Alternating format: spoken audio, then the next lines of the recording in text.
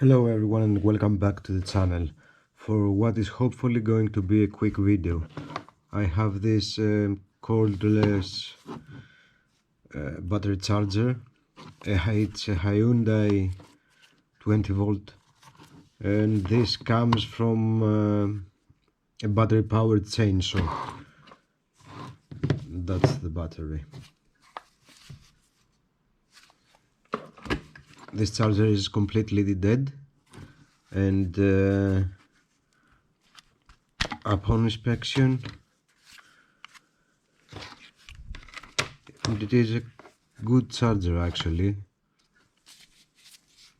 It has an input filter choke and a capacitor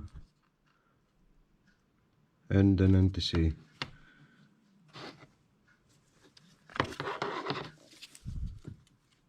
And this is the bottom part of the PCB.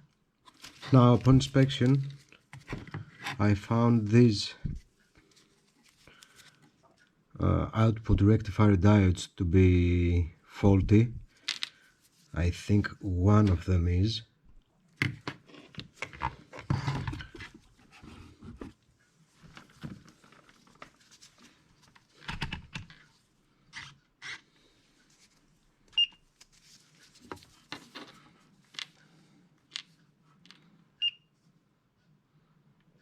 So this one is good. This one is shorted.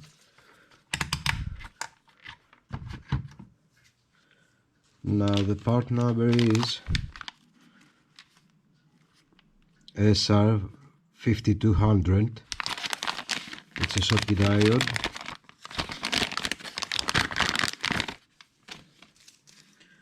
Now this one had two.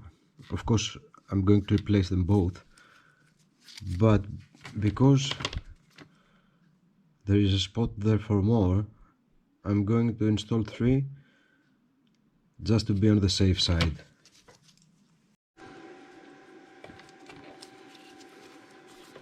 I'm going to open up the third spot for the rectifier diode with a desoldering iron.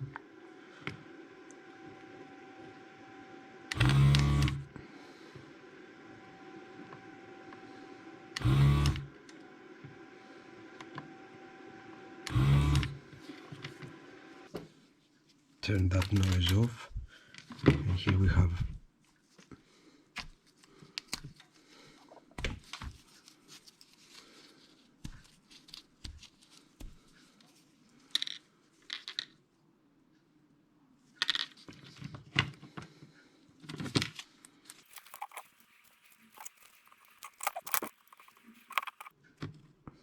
I don't want to put it all the way right here, just to have a bit better heat dissipation. So let's do all the others the same.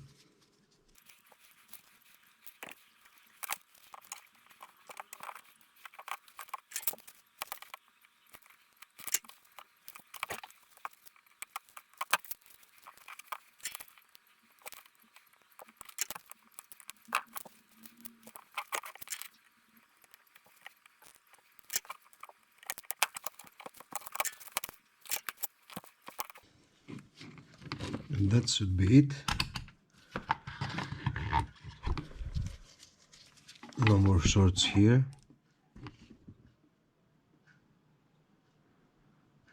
That's the capacitors charging. And let's give it a go.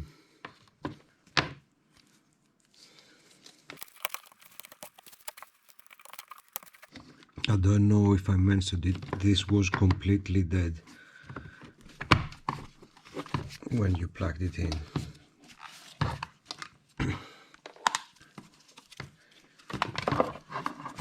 So here we have it, our battery.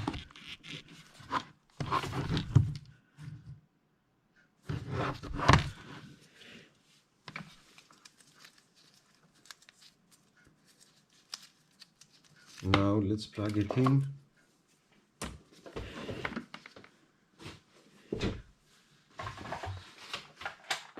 And see if it works.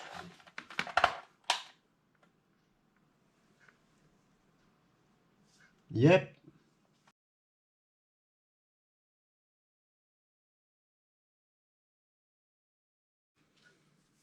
So after some time this is actually not charging. It's not pulling any current from the socket. So let's turn it off and see what else might be wrong.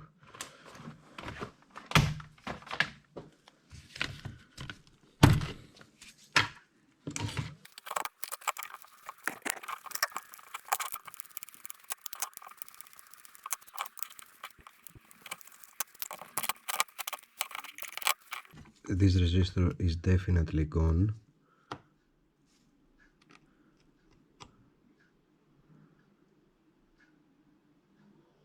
I'm going to desolder it and check it out.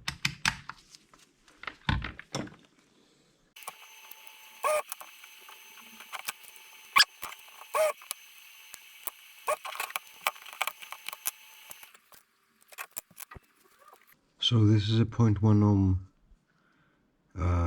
1% resistor. I only have a 5% jobby, and I'm going to use this one.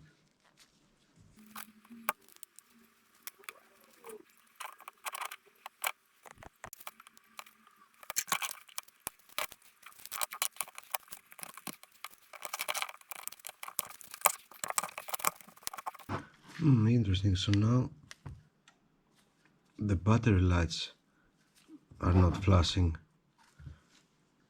Let's plug it in.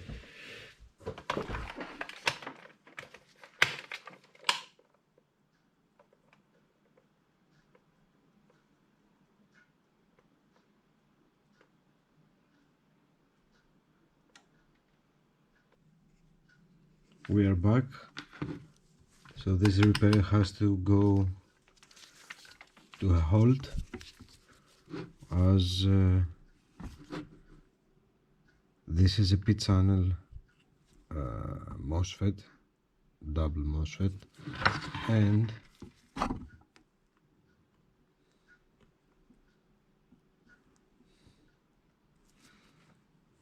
just use the beep sound. Both of the Mosfets are sorted. I don't have this part. It is Fairchild. I mean, that's the part from Fairchild. You can find from other manufacturers as well. Here is the layout.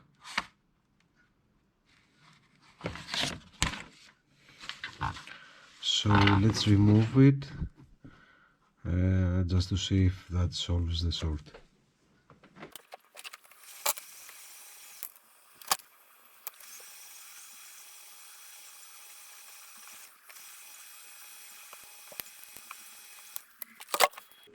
Now the copper is burning up there.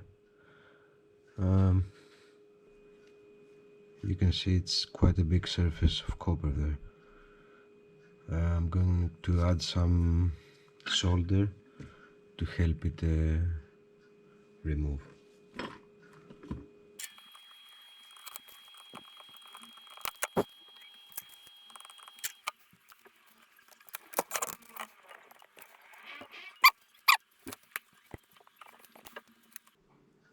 So the fault is with the Mosfet, the double P-channel Mosfet.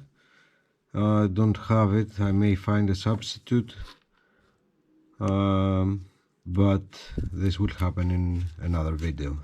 Thank you for watching. Bye.